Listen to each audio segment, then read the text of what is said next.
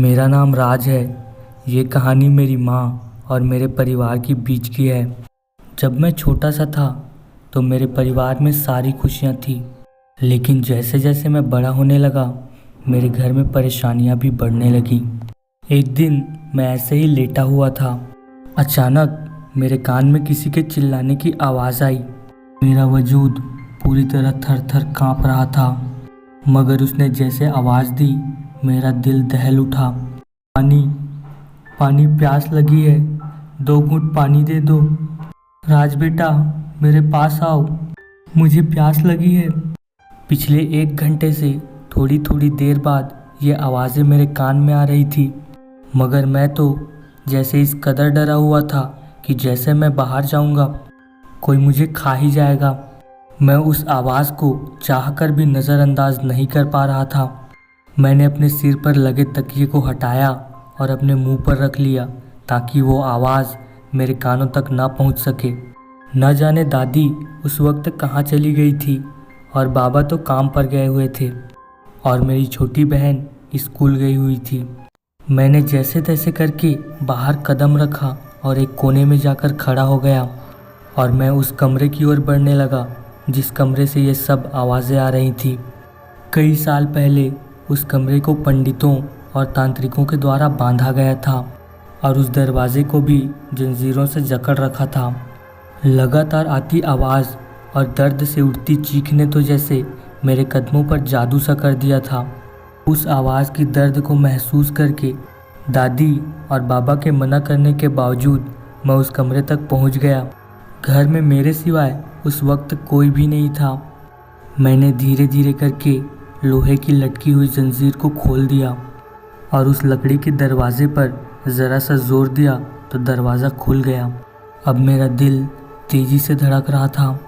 जैसे ही दरवाज़ा खुला मेरी माँ सामने सो रही थी और मैं कमरे की दीवार पर सटे हुए खड़ा हुआ था। मेरी माँ मेरी ओर मुँह करके पानी मांगने लगी। पुराने बाल, आँखों के नीचे काले घेरे। उनके चेहरे पर जब दरवाजे की रोशनी पड़ी तो माँ ने आंखें मूंद कर मुंह फेरते हुए मेरी तरफ देखा। अपने सामने मेरा चेहरा देखकर मुश्किल से उनकी होठों पर मुस्कुराहट आई थी। उनका चेहरा पूरी तरह खून से तर था। मेरी माँ काफ़ी खौफनाक लग रही थी। अचानक मेरे दिमाग में दादी के द्वारा बताई गई बातें आने लगी और मैं सोचने लगा कि अगर दादी ने जो कहा था वो सच निकला तो, अगर माँ में अभी भी चुड़ैल हुई तो वो मुझे अब भी चबा जाएंगी। मेरा दिल ज़ोरों से धड़क रहा था। पहले तो मैंने सोचा कि मैं कमरे से बाहर चला जाऊं, मगर फिर माँ की हालत देखकर मुझे उन पर तरस आ गई। क्या से क्या हाल हो गया उनका। शायद उन्हें बहुत ही ज़्यादा प्यास लगी थी। मैंने डरते हुए माँ को सहारा दिया और उठाया। पानी का गिलास उनके होठों तक ले गया। उनका वजूद कँपकँपा रहा था। वो तेज़ी से सांसें ले रही थी।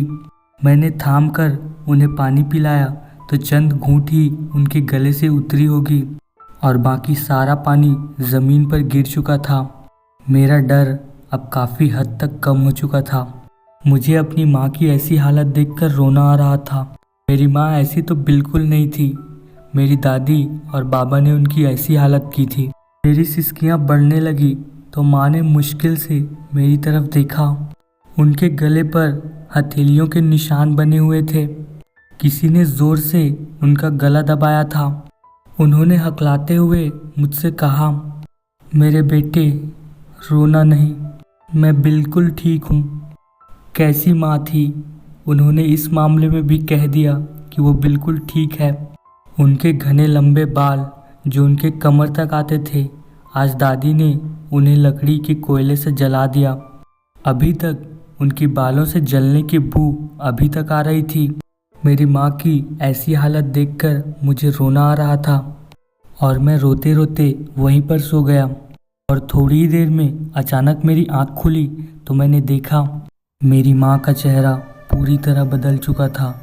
वो एक चुड़ैल में बदल चुकी थी। तो गाइस, ये कहानी अभी ख़त्म नहीं हुई है। ये इस स्टोरी का पार्ट 1 है। तो अगर आपको जानना है कि राज के साथ अब क्या होने वाला है तो इसके अगले पार्ट को ज़रूर देखिएगा। तो अगर आपको ये स्टोरी अच्छी लगी तो प्लीज़ लाइक करें और कमेंट करके हमको बताएं। Thank you for watching haunted villa.